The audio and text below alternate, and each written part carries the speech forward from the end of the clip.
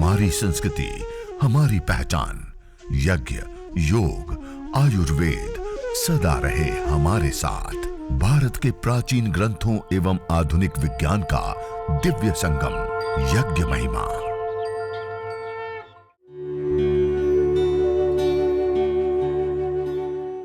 भारतीय संस्कृति में यज्ञ, योग एवं आयुर्वेद जैसी अमूल्य विद्याएं हैं, जिसका मूल है वेद। इतिहास की ओर दृष्टि डालें तो भगवान राम, भगवान कृष्ण से लेकर राजा महाराजाओं, ग्रामवासियों व अरण्यवासी ऋषियों की कुटियों तक नित्य व नैमित्तिक यज्ञों का प्रचलन देखने को मिलता है। ओम सभी को मेरा प्रणाम। हमारे एकल परिवार के सभी युवा साथियों को, कार्यकर्ताओं को, हमारे सेवावर्ती और साथ ही साथ जो हमारे आचार्य वृंद हैं, सबको मेरा प्रणाम। विज्ञान में, हमारे शास्त्रों में यज्ञ की परंपरा है, वह संपूर्ण परंपरा जो है अनुसंधानों पर आधारित है। ये केवल एक कर्मकांड नहीं है कि कर्मकांड तो 1% है, 99% उसके पीछे जो साइंटिफिक रिसर्च हैं, साइंटिफिक जो एविडेंस हैं, उसके कारण जो उन वैज्ञानिक तत्वों के द्वारा इस प्रकृति का संरक्षण होता है, इन पंचतत्वों का संरक्षण होता है, साथ ही साथ हमारा स्वास्थ्य अच्छा बनता है। तो उसके बारे में भी पूरा जो वर्तमान काल में रिसर्च हमने किए हैं, पतंजलि ने किए हैं, और हमारे पूज्य यज्ञ देव जी महाराज जी, परम पूज्य स्वामी जी महाराज जी के अनन्य शिष्य हैं और प्रिय शिष्य हैं। तो उनके द्वारा इस काम को आगे बढ़ाया जा रहा है कि वर्तमान में अगर हमें किसी को समझाना है तो हम कैसे समझाएं कि यज्ञ वैज्ञानिक पद्धति है, कि यह स्वास्थ्य से जुड़ी हुई पद्धति है। आधुनिक जो हमारे युवा साथी हैं, जो मॉडर्न एजुकेशन में पढ़ाई करते हैं, अधिकतर जो है उनको थोड़ा लगता है कि यज्ञ से तो ये धुआं उठता है, इससे तो कार्बन डाइऑक्साइड मुक्त होती है, तो ऐसी भी विचारधारा बनती है। तो ये हम जब समाज में काम करते हैं, उन नास्तिक लोगों को कैसे हम प्रेरणा दें, कैसे समझाएं, कैसे किसी के अज्ञान को मिटाएं यज्ञ के बारे में। क्योंकि यज्ञ एक साइंटिफिक अप्रोच वाली एक विधा है, एक परंपरा है। वैदिक सनातन संस्कृति के मूल से ही, जहाँ से ये सृष्टि उत्पन्न हुई है, आप सभी जानते ही हैं, अनादिकाल से जब से यह संसार बना होगा तब से यज्ञ ही यज्ञ है इस धरती पर। और क्योंकि राम भी यज्ञ करते थे, कृष्ण भी यज्ञ करते थे, जितने हमारे पूर्वज ऋषि मुनि हुए सभी तो यज्ञ करते थे। तो हम अगर ठीक ठीक विश्लेषण करते हैं और हमारे अंदर सटीक उत्तर होता है किसी को समझाने का, तो हम सही उनको समझा सकते हैं। भाई ये केवल एक कर्मकांड नहीं है, ये शादी ब्याह कराने में एक आहुति डालने का विषय नहीं है। ये हमारे पूर्वजों ने पूरे खोजबीन करके, रिसर्च करके ये चीज़ें बनाई हैं। तो उसके बारे में आज हमारे पूज्य यज्ञदेव महाराज जी आपके बीच रहने वाले हैं और वो आपको विस्तार से बताने वाले हैं और आपके प्रश्नों का समाधान। क्योंकि हर कार्यकर्ता के लिए, जो भी समाज सेवक है, जो समाज में काम करता है, उसको ये ज्ञान होना ही चाहिए, ये बोध होना ही चाहिए। क्योंकि वैदिक सनातन हिंदू धर्म के मूल में यज्ञ है, और यज्ञ परंपरा के बारे में अगर कोई हमसे बहस करता है, कोई हमको तर्क करता है, तो हमारे पास उसके पर्याप्त उत्तर होने चाहिए। भाई ये बात है और ये चीज़ें इसमें घटित होती हैं। तो आज वर्तमान में हमारी पतंजलि रिसर्च इंस्टीट्यूट ने यज्ञ को जो है स्वास्थ्य से जोड़ा कि बीपी, शुगर, कैंसर, अलग अलग असाध्य बीमारियों में भी यज्ञ फायदा देता है। और तो और असाध्य बीमारियां भी हो जाती हैं जो है, उसमें भी यह फायदा देने वाला यह एक यज्ञ परंपरा है। तो उसके बारे में भी विस्तार से जो है स्वामी जी महाराज आपको विस्तार से बताने वाले हैं। तो आप लोग भी यज्ञ करते हैं, शादी ब्याह आदि में, जो कर्मकांड में, कोई त्यौहार हो, तीर्थ त्यौहार में, तो यज्ञ आदमी करता ही है, लेकिन इस बारे में सोचता नहीं है जनरली।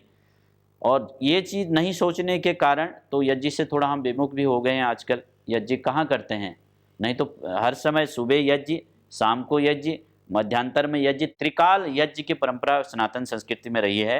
तो उसी को उठाने के लिए पुनः हम योग के साथ साथ इस यज्ञ की परंपरा को गांव के अंतिम व्यक्ति तक पहुंचाने का प्रयास कर रहे हैं। और ये जो मुख्य रूप से ये कोई कथा का विषय नहीं है, कोई प्रवचन का विषय नहीं है, ये चीज़ है अपने ज्ञान को, अपने अनुभवों को बढ़ाने के लिए सत्र हैं। तो उसी प्रकार वैदिक सनातन संस्कृति को हम मानने वाले हैं, हिंदू सनातन संस्कृति को मानने वाले हैं, तो हमारे पास पूरे भारतीय सनातन संस्कृति का अधिक से अधिक ज्ञान हो, अधिक से अधिक विषयों में हम पारंगत हों, तभी हम बहुत अच्छी सेवा कर सकते हैं। अगर हमको नॉलेज है उन विषयों का तो हम लोगों को मोटिवेट भी कर सकते हैं, गांव में योग कक्षा भी स्थापित कर सकते हैं, अपने कार्यकर्ता निर्माण भी कर सकते हैं, अधिक से अधिक लोगों को जो भूले भटके इधर उधर जो हम कहते हैं कि इधर उधर अन्य मत पंथ वाले लोग जो सनातनी भाई बहनों को भटका रहे हैं उनको भी प्रेरणा दे सकते हैं। यह तभी कर सकते हैं जब हम विषयों का, अलग अलग विषयों का, भारतीय वैदिक सनातन संस्कृति की जो पावनी परंपराएं हैं उनके बारे में हम पूरा नॉलेज रखते हैं। तो स्वामी जी महाराज जी आ चुके हैं हमारे बीच और मैं उनसे निवेदन करता हूं कि वो आपके साथ अपना विचार व्यक्त करें, अपने अनुभवों को साझा करें। आइए सभी लोग सीधा बैठते हुए परमपिता परमात्मा का निज नाम पावन ओंकार का उद्घोष करते हुए मंगलाचरण पूर्वक आज के इस पावन सत्र की हम सब मिलकर के शुरुआत करते हैं।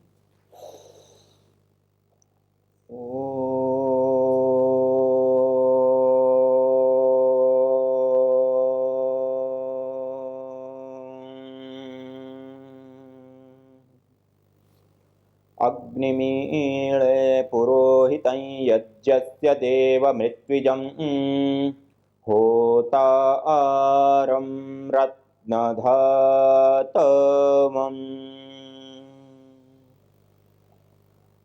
देखिए, यज्ञ, हवन, अग्निहोत्र जैसे पूज्य स्वामी जी महाराज बता रहे थे कि हमारी प्राचीन विद्या रही और अखंड रूप से, अक्षुण्ण रूप से हमारी यह परंपरा बहुत ही लंबे काल से चलती हुई आ रही है। चाहे हम रामायण देखें, महाभारत देखें, ये हमारे ऐतिहासिक ग्रंथ है। इसी प्रकार से जो हमारे अलग अलग अन्य ग्रंथ है, उपनिषदों से लेकर के, ब्राह्मण ग्रंथों से लेकर के, स्मृति ग्रंथों से लेकर के, नीति शास्त्रों से लेकर के मूल वेद पर्यंत सब जगह पे हमें यज्ञ की महिमा विशेष रूप से जानने को और देखने को मिलती है। और यज्ञ एक प्राचीन काल में एक ऐसा अमोल साधन, अमोघ साधन के रूप में प्रयोग किया जाता है कि देवीय शक्तियों का पूजन हो, ईश्वरीय शक्तियों की आराधना हो, प्रकृति का पोषण, संवर्धन, संतुलन हो, हमारे पर्व हो या संस्कार हो, हमारे जीवन में आने वाले संस्कार, ये सब जगहों पर यज्ञ विशेष रूप से करने के साथ साथ एक दैनिक यज्ञ, देव यज्ञ जिसको हम अग्निहोत्र कहते हैं, वह भी विशेष रूप से हमारी परंपरा में किया जाता रहा और अक्षुण्ण रूप से बहुत लंबे काल से चला आ रहा। और आज हम वर्तमान में हम अपनी स्थिति को देखें तो आज हम पाश्चात्य संस्कृति से प्रभावित होकर के जिस प्रकार से हम पाश्चात्य संस्कृति की ओर आगे बढ़ रहे हैं, जिसके परिणाम स्वरूप आज हम यह प्राचीन विधाओं और विद्याओं को भूलते चले जा रहे हैं।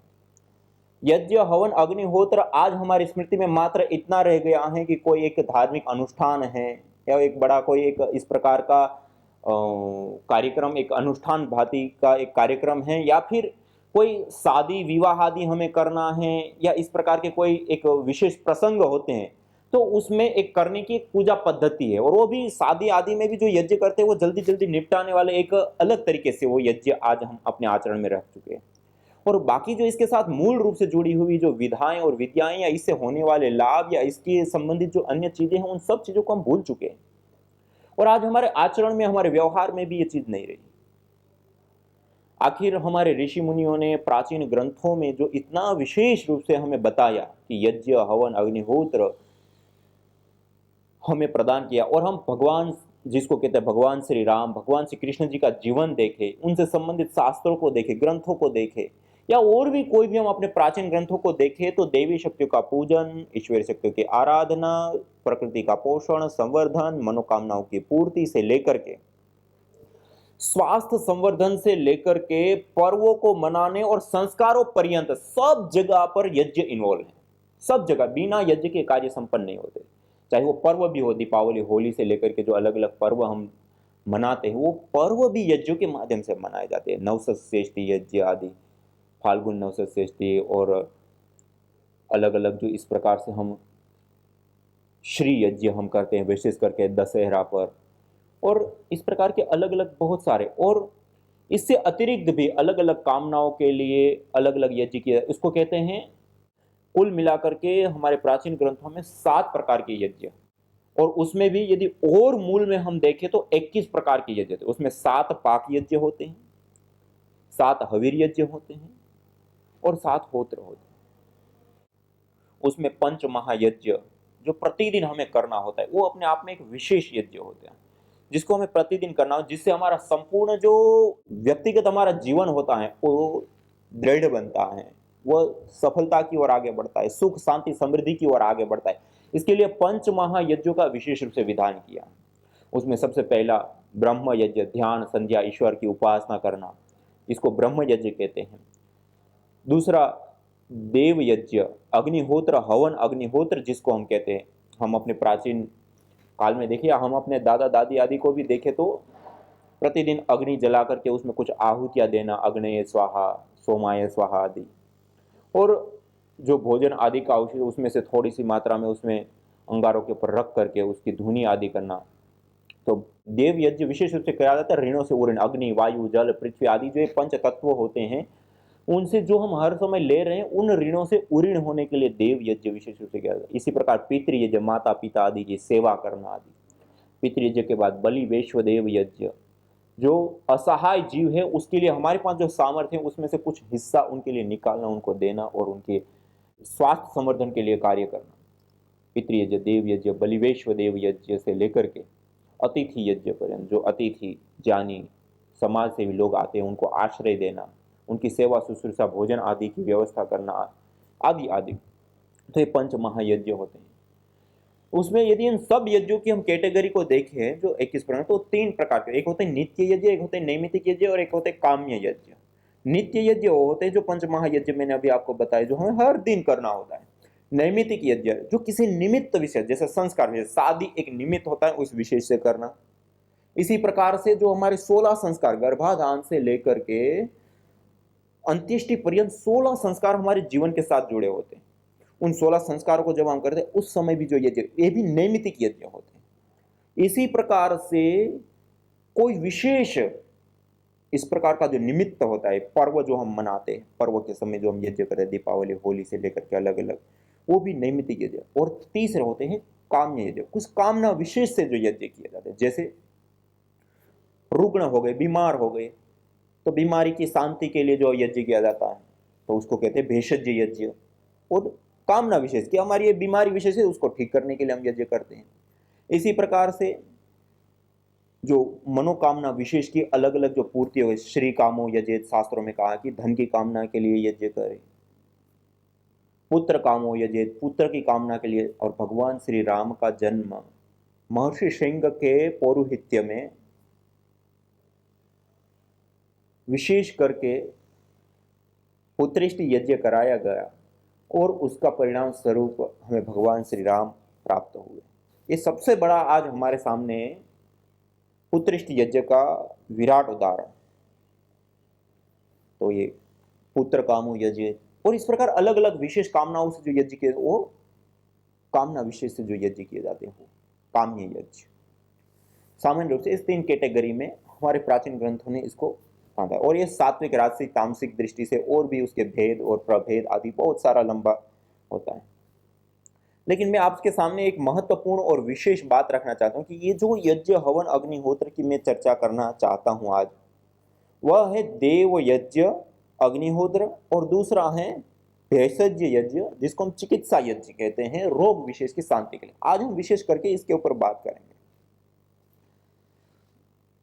हवन करने के लिए, अग्निहोत्र करने के लिए कोई छोटे से पात्र में या छोटे से हवन कुंड में हम छोटे छोटे गाय के गोबर के उपले या स्टिक आदि जलाते हैं, या फिर अलग अलग लकड़ी, पीपल, बरगद, गूलर, पलास, पाकड़, समी से लेकर के अपामार्ग आदि कुछ ऐसी विशेष जो औषधीय तत्वों से युक्त समिधाएं होती हैं उसका हम चयन करते हैं, जिसके अंदर कार्बन कम से कम हो, ऑक्सीजन की मात्रा अधिक हो, मेडिसिनल गुण उसके अंदर हो। ऐसी कुछ समिधाओं का चयन हम यज्ञ के लिए करते हैं। और उससे अतिरिक्त हमें गाय का घी, क्योंकि यज्ञ बिना गाय के घी के नहीं होता है, तो गाय का घी का हम विशेष रूप से प्रयोग करते हैं। और तीसरा होता है सामग्री। इन तीन चीजों का हम यज्ञ हवन अग्निहोत्र के लिए आवश्यकता होती है और उसका हम प्रयोग करते हैं। जब हम यज्ञ हवन अग्निहोत्र करते हैं उसमें गाय के घी की हम आहुतियां देते हैं। देखिए, सामान्य रूप से सामान्य व्यक्ति देखे तो उनको ऐसा लगेगा कि ये इतना कीमती और इतना गुणवान घी है, उसको खा ले तो और ज्यादा लाभ हो, उसकी हम आहुति देते हैं अग्नि में। अग्नि में वो जल जाता है। व्यक्ति को लगता है अग्नि में जो पदार्थ जल गया वो नष्ट हो गया, अब वो व्यर्थ हो गया, अब हमारे काम का नहीं रहा। लेकिन यदि हम अपने प्राचीन ऋषि मुनियों की दृष्टि को हम देखें और आधुनिक विज्ञान को भी देखें ना, आधुनिक विज्ञान क्या कहता है, कोई भी पदार्थ का सर्वथा अभाव नहीं होता, अभी तो रूपांतरित होता है, अपने फॉर्म को बदलता है। तो जब हम गाय के घी की यज्ञाग्नि के अंदर आहुति देते हैं तो वह गैस फॉर्म में कन्वर्ट हो जाता है, रूपांतरित हो जाता है। वैसे 3 रूपों में कोई भी चीज अग्नि के अंदर जलती है तो 3 रूपों में वो रूपांतरित होती है, एक गैस के रूप में, एक पार्टिकल के रूप में और तीसरा एनर्जी के रूप में। इन 3 रूपों में वो रूपांतरित होकर के हमें प्राप्त होती है। जब हम गाय का घी की आहुति देते हैं तो वह गाय का घी गैस फॉर्म में जब कन्वर्ट होता है तो 1864 गुना बढ़ जाता है। कितना? 1864 गुना वो बढ़ जाता है, वो गैस फॉर्म में आता है। और वो जो गैस फॉर्म में आया उसके अंदर भी यदि हम देखें तो गाय के घी के अंदर सैचुरेटेड फैटी एसिड होता है, उसके जलने पर कीटोन्स बनते हैं और कीटोन्स के टूटने पर कार्बन की अपेक्षा 6 गुना ज्यादा ऑक्सीजन रिलीज होता है। अर्थात कहने का अभिप्राय है कि गाय का घी को जलाने पर वायुमंडल के अंदर ऑक्सीजन की मात्रा बढ़ जाती है। और उतना ही नहीं, मैं एक बहुत बड़ी और विशेष बात आपके सामने रखना चाहता हूं कि जो भी चीज हम अलग अलग जलाते हैं, हर चीज के जलने पर, अलग अलग चीजों के जलाने पर अलग अलग प्रकार के कंपोनेंट्स, अलग अलग प्रकार के मॉलिक्यूल्स, अलग अलग प्रकार के गैसेज उसके अंदर निर्मित होते हैं। मैं आपके सामने गाय के घी की चर्चा कर रहा हूं।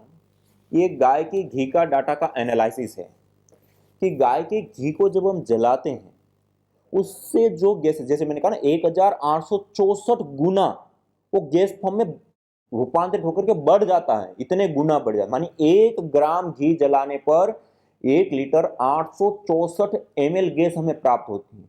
और वो जो गैस प्राप्त होती है उसके अंदर जो मैंने कहा कि सैचुरेटेड फैटी एसिड होता है, सैचुरेटेड फैटी एसिड के जलने पर कीटोन्स बनते हैं, कीटोन्स के टूटने पर कार्बन की अपेक्षा 6 गुना ज्यादा ऑक्सीजन हमें मिलती है। ये तो एक अलग बात होगी। लेकिन उसके साथ साथ जो गैसें हैं, ये रिपोर्ट के अंदर आप देख रहे हैं, ये हम गैस क्रोमेटोग्राफी मास स्पेक्ट्रोस्कोपी कहते हैं।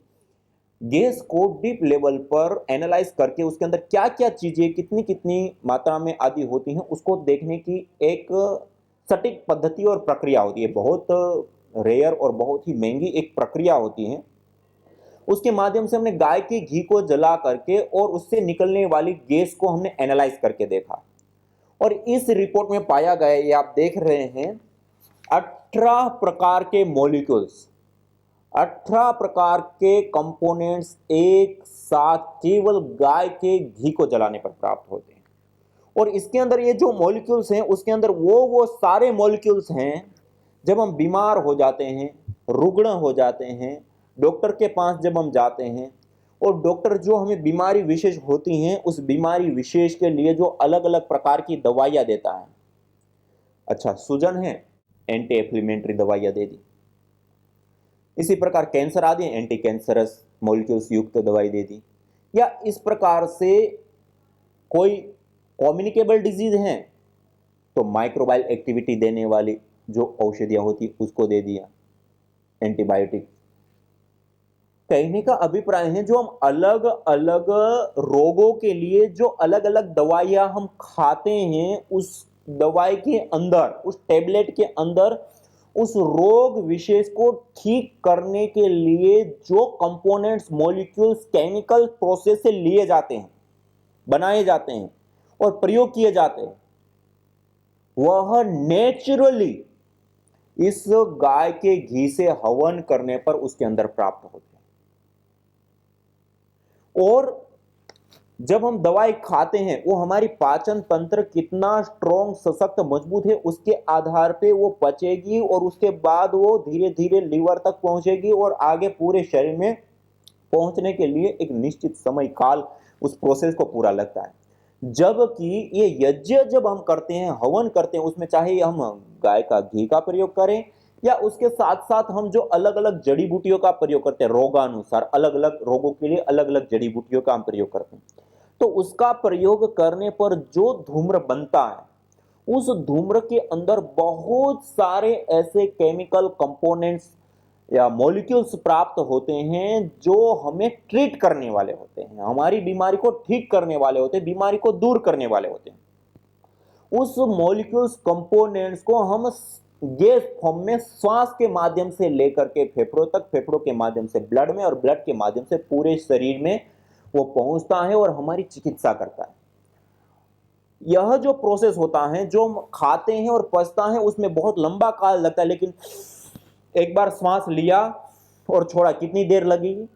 इतनी देर में जैसे हर श्वास के साथ हमारे शरीर के अंदर ऑक्सीजन जा रही है, ऐसे ही हर श्वास के साथ वो मेडिसिनल गैस, मेडिसिनल एयर हमारे अंदर जाने लगती है।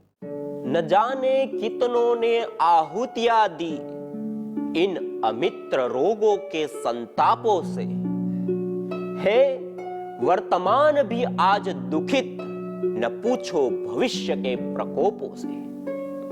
प्रत्युष पावनी होती जहां यज्ञानुष्ठान घर आंगन में, वहां मनुष्येतर सब झूमते शांति भरे सुख आनंद से।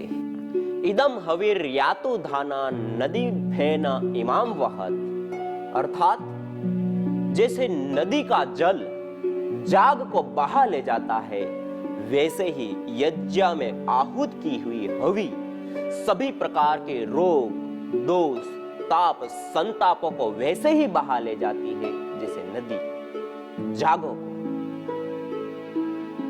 हमारा समस्या था साइनस, जिसको अंग्रेजी में साइनोसाइटिस कहते हैं। तो इसको हम कई जगह दिखाए, जैसे अपने गांव से निकल करके दिल्ली गए, दिल्ली में एम्स में दिखाए, उस दिखाने के बाद राम मनोहर लोहिया में भी दिखाए, उसके बाद फोर्टिस अस्पताल में भी दिखाए। वहाँ पे जब हम दवा चलाने के बाद वो स्प्रे किए, सब किए, लेकिन इस बीमारी में अब नाक का बीमारी बढ़ चुका था। एक स्वर बंद रहता था, जो सूर्य स्वर कहते हैं, दाहिना नाक, वो बंद था। तो बंद होने का कारण तो मालूम चल गया। अब दवा चलाने के बाद भी वो बीमारी में कोई असर नहीं, जब तक चलाते थे तब तक ठीक था। एक दवा है 25 सेकंड में 2 बूंद डालने के बाद नाक को कितना भी जाम है खोल देता है, लेकिन उसका साइड इफेक्ट ये रहा, लगातार डाले तो आदी हो गए, अब उससे भी नहीं खुल रहा था। अब उसके बाद फिर दूसरे हॉस्पिटल में दिखाया, एक सरकारी अस्पताल है, सिविल अस्पताल, जो गुरुग्राम में है, वहाँ पे दिखाए तो वहाँ एक मेम करके थी, उसने बोली कि बेटे आपको ऑपरेशन कराना पड़ेगा। तो वहाँ ऑपरेशन के बारे में भी जाने, वो बोली कि छोटी ऑपरेशन है। तो वहाँ ऑपरेशन के बारे में जानने के बाद हमने फिर दूसरे अस्पताल में, एक प्राइवेट अस्पताल है, उसमें गए, बोले कि ऑपरेशन अब करा लेंगे, क्या दिक्कत है। तो वहाँ जाने के बाद कई सारे मरीजों से पूछताछ किए, तो एक मरीज ने बोला कि हम ये दोबारा ऑपरेशन कराने आए हैं, यानी कि उसको एक बार कराने के बाद साल भर बाद बोला कि हमें फिर से ही बीमारी हो चुका है। और सारे व्यक्ति से मिले तो एक बोले कि 3 बार हम ऑपरेशन कराए हैं। कोई बोल रहा था कि जब डॉक्टर से वो मिले तो उसने बोला कि ठीक हो जाएगा, परमानेंट ठीक होगा। तो हम पूछे कि भाई एक तो ये यहाँ पर 3 बार आई हुई है, तो ऑपरेशन थिएटर के पास तक गए, वहां से वापस आ गए, बोले कि ना अब हम ऑपरेशन नहीं कराएंगे। तो फिर अब अंतिम में सोचे कि अगर कोई ऑप्शन नहीं मिलेगा, योग प्राणायाम करेंगे, कोई अगर ऑप्शन नहीं मिलता है तो ऑपरेशन करा लेंगे। तो रास्ते में पूज्य स्वामी यज्ञदेव जी से हमें बातचीत हुआ, तो बातचीत में उसने मोबाइल पर कई सारे अपना वो दिखाए ट्रीटमेंट के बारे में कि ऐसे ऐसे हम ट्रीटमेंट करते हैं, इतने लोगों को ठीक कर दिए। तो उसने जब दिखाए तो उसका मतलब हमें काफ़ी प्रभाव रहा, अंदर से लगा कि हाँ ठीक हो जाएगा। तो हम भी तैयार हुए और यज्ञ का जो जो सामग्री बताए उसको हमने प्रतिदिन करना चालू कर दिए। तो जब चालू किए तो देखे कि 4-5 दिन जब उसका गर्म जब उसका वो ताप लग रहा था, जो धा बोलते हैं, वो लगने के बाद वो नाक को देखे कि खोल दिया, उसको ढीला किया, तो हमें राहत मिला। उस दिन रात को खूब अच्छे नींद में एकदम मतलब कहा जाए तो मस्ती से सोए और बहुत अच्छे से सोए। तब लगा कि हाँ कुछ तो है, यज्ञ में तो कुछ तो है।